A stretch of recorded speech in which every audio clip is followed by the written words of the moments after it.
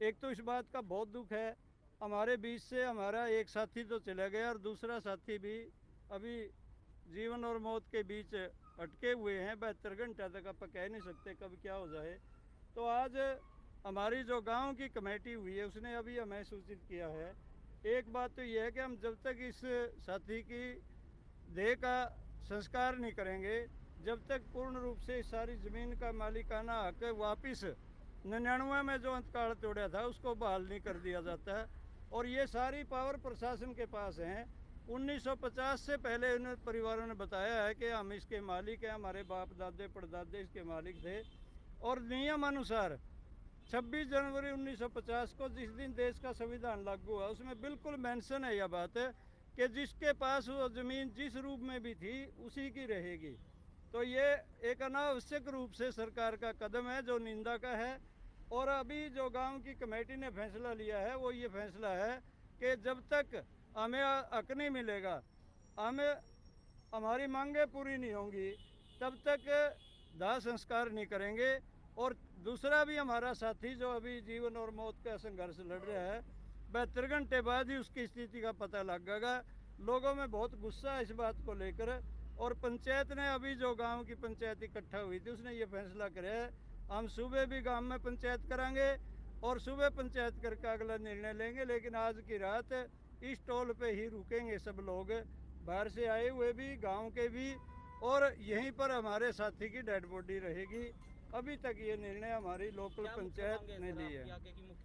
देखिए, मुख्य मांग सबसे पहले तो ये है कि जो ज़मीन हमारी माँ है, जड़ है, उस ज़मीन का मालिकाना हक हमारे इस किसान के हक में जाना चाहिए। 1999 से पहला उनके हक में अंतकाल है, वो अंतकाल डीसी ने 1999 में बिना नोटिस दिए तोड़ दिया जैसा हमें बताया गया है।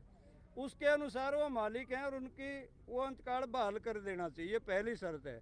दूसरा, हमारे साथी जो हमारे बीच नहीं रहे, और अभी दूसरे साथी के बारे में हम कुछ कह नहीं सकते, उन्होंने कम से कम किसी तरह की नुकसान किए बिना और किसी का अपने शरीर को त्याग दिया है, उस दुख की घड़ी को सहन नहीं कर पाए।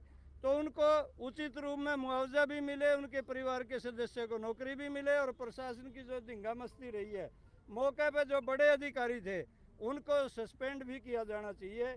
क्योंकि जब तक वो यहाँ इन पदों पर रहेंगे, इस जांच को प्रभावित करते रहेंगे। ये बिल्कुल न्याय उन परिवार के साथ जब तक नहीं होगा तो पूरे हरियाणा की चाहे जितने भी संगठन है वो संगठन भी और गांव भी, हम एक एक किसान सबके लिए हैं। और ये ज़रूरी नहीं है कि एक किसान के लिए हम सब नहीं होंगे, एक के लिए सब और सब के लिए हर एक। इस लड़ाई को लड़ेंगे हम अपने साथियों को, अपने उन परिवारों को, और खासकर हमारे साथी दिवंगत जो हमारे बीच नहीं रहे उसके साथ जब तक पूर्ण न्याय नहीं होगा ये आंदोलन जारी रहेगा। लेकिन आज का हमारा ये निर्णय है कि आज हम टोल पर रहेंगे। कल बड़नपुर गांव में एक बड़ी पंचायत होगी और गांव की होगी केवल वो पंचायत जो फैसला करेगी। आगे से सारे संगठन और आसपास के गांव गुआंढ उस फैसले को मानते हुए आगामी जो भी कदम आवेगा उस पर हम खरे उतरेंगे। इस बीच में हम मांग करते हैं प्रशासन ने भी बातचीत करनी चाहिए। समस्या कितनी भी बड़ी हो बातचीत से हल होती है। गांव के लोगों ने 11 सदस्यीय कमेटी बना दी, प्रशासन चाहे तो हम उनके नाम दे सकते हैं। उस कमेटी के साथ बात करके इस मामलों को निपटाने की मुख्य जिम्मेदारी प्रशासन की बनती है।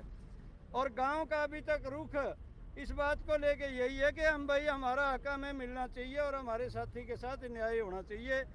हम किसी भी तरह की कोई तोड़ फोड़, कोई अन्य ऐसा कदम उठाना नहीं चाहते। लेकिन कल की जो मीटिंग होगी उसमें यदि कोई सख्त फैसला आ गया तो पूरा हरियाणा का एक एक किसान उस फैसले को लागू करते हुए, चाहे हमें कोई कुर्बानी देनी पड़े। आज हमारा एक साथी गया, दूसरा संघर्ष कर रहा जीवन से, और यदि सैकड़ों लोगों को भी कुर्बानियां देनी पड़ेंगी तो हम पीछे नहीं हटेंगे।